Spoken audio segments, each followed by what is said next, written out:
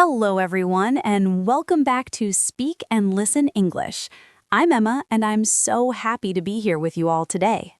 And I'm Jack. We are so happy to have you join us today for another fun and helpful episode designed to improve your English. That's right, Jack, and before we dive into our topic today, we have a quick favor to ask. If you're enjoying our podcasts and learning with us, please take a moment to subscribe to Speak and Listen English.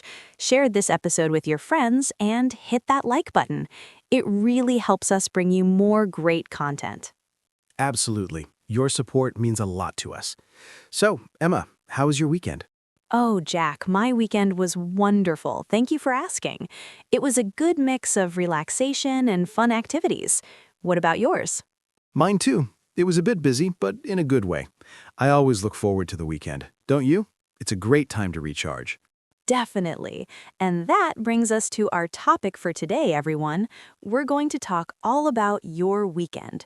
It's a very common topic in everyday conversation, and it's a great way to practice describing past events in English. Exactly. We'll go through some common activities, useful phrases, and even some tips on how to ask about someone else's weekend. So, Emma, let's start with Saturday. What did you do on Saturday? Well, Saturday started with a lovely family lunch. My parents came over and we had a delicious meal together. It's always so nice to have everyone around the table sharing stories and laughing. We cooked a big pasta dish and my mom brought her famous chocolate cake. It was really good. That sounds lovely, Emma. Family lunches are the best. It's a classic weekend activity for many people. It's a time to connect with relatives, share good food, and just enjoy each other's company. What kind of pasta did you make? We made lasagna. It's one of my family's favorites. And after lunch, we just chatted for a while, and the kids played in the garden. It was very relaxed. How about your Saturday, Jack? My Saturday was a bit different. In the afternoon, I went out with some friends. We decided to try that new coffee shop downtown that just opened. You know, the one with the really unique pastries. Oh, I know the one you mean. I've been wanting to go there. How was it? It was great. We sat there for a couple of hours just talking and catching up. It's always good to spend time with friends, isn't it? We talked about our week, some movies we've seen, and made plans for a future get-together. It's a wonderful way to relax and socialize. Going out with friends can mean so many things. Going to a cafe, seeing a movie, having dinner, or just going for a walk. It's all about spending time with people you like. Absolutely. Socializing with friends is so important for our well-being. It's a chance to unwind and share experiences. And after that, what did you do for the rest of Saturday?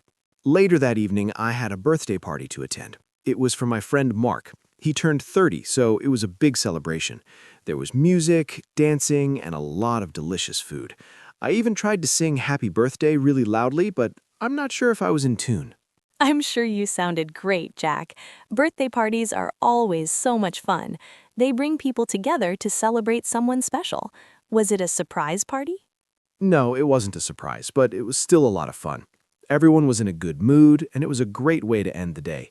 Attending a birthday party is another very common weekend activity. You often get to meet new people and try new foods. How about your Saturday evening, Emma? My Saturday evening was much quieter after the family lunch. I decided to have some quality time with my children.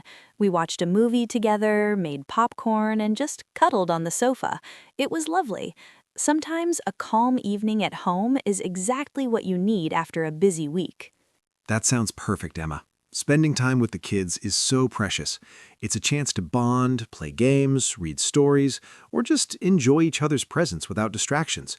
It's a very rewarding part of the weekend for parents. It doesn't always have to be a big outing. Sometimes the simple moments are the best.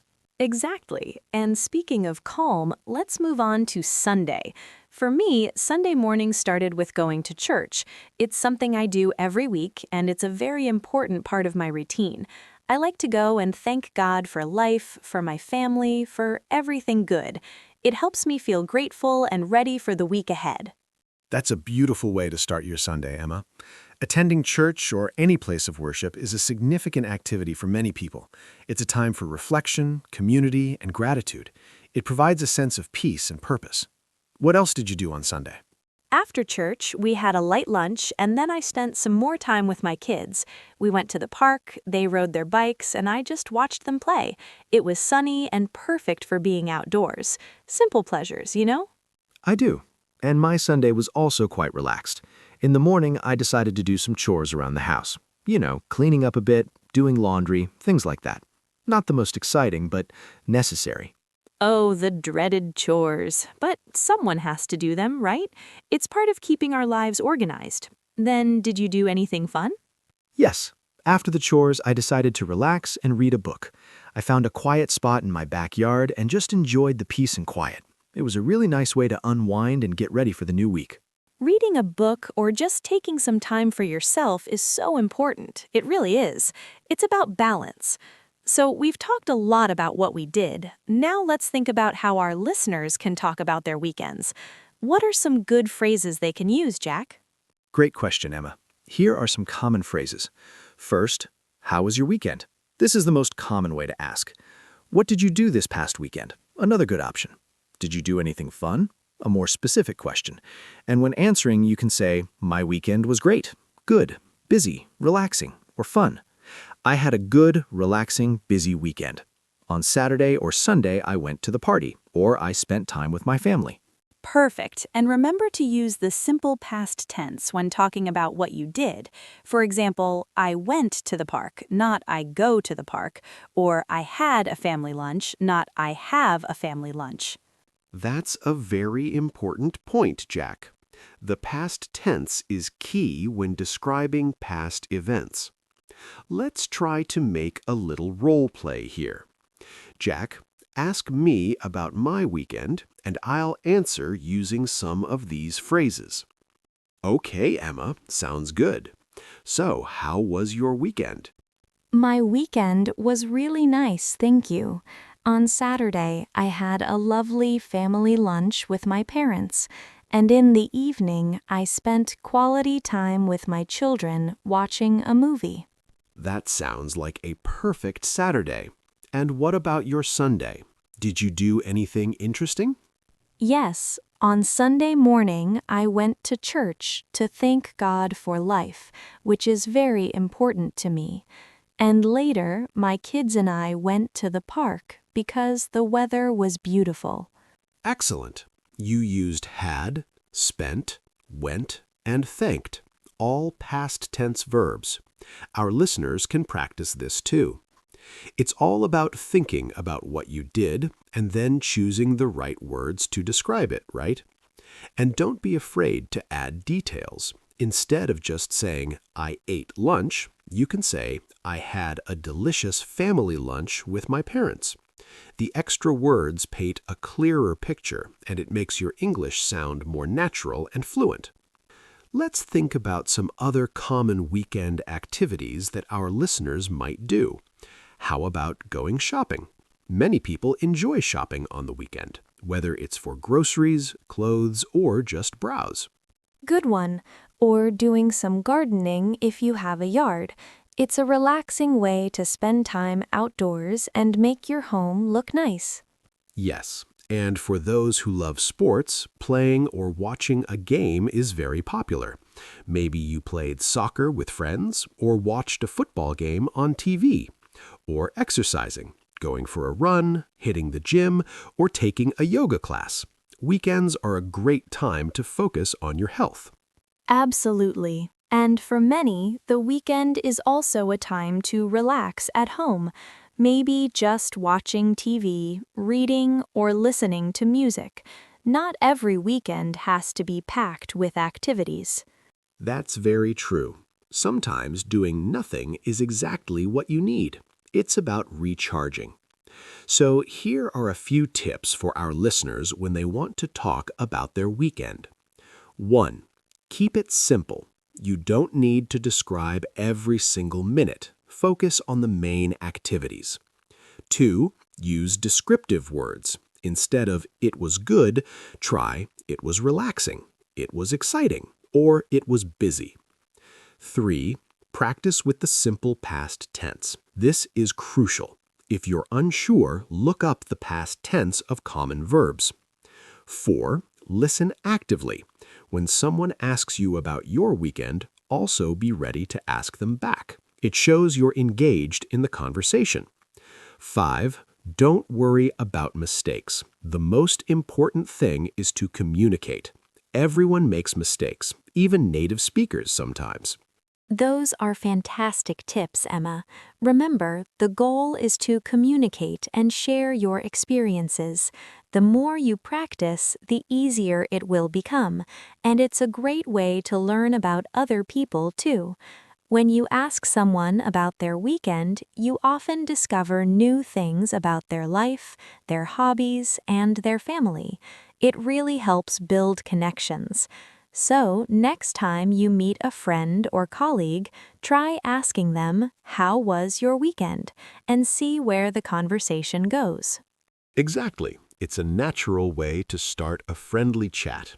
And don't forget to prepare a few sentences about your own weekend, even if it was just staying home and watching movies. Right. Every weekend has something interesting to share, even if it's just a moment of peace or a quiet activity. So, Jack, looking ahead, do you have any plans for the upcoming weekend? Let me think. I'm hoping to visit a museum I haven't been to yet, and maybe try out a new recipe for dinner on Saturday. How about you, Emma? Sounds fun. I'm planning to take my kids to a local festival on Saturday, and on Sunday I'll probably have a relaxed day at home, maybe catching up on some reading. Wonderful.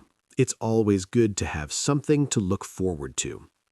Well, everyone, we've had a great time talking about weekends today. We hope this episode helps you feel more confident when discussing this common topic in English. Remember all the different activities we mentioned: family lunch, going out with friends, birthday parties, time with kids, going to church, chores, reading, shopping, gardening, playing sports, exercising, and just relaxing at home. You can use these ideas to talk about your own weekend.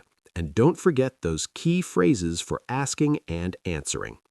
Practice makes perfect. Try to describe your last weekend to a friend, or even just to yourself in English. That's a great idea, Emma. Just speaking out loud helps a lot. So before we say goodbye for today, we want to ask you again. Please subscribe to Speak and Listen English if you haven't already. And if you found this episode helpful, please share it with anyone who is learning English. It helps us reach more learners like you. And finally, we would love to hear about your weekend. Please leave a comment below this episode and tell us what did you do last weekend. We love reading your messages and learning about your lives. Yes, tell us what fun or relaxing things you did. We can't wait to read them. Thank you so much for joining us on Speak and Listen English today. We appreciate your time and dedication to learning English. We'll be back soon with another exciting topic. Until then, keep practicing and have a wonderful week. Bye, everyone. See you next time.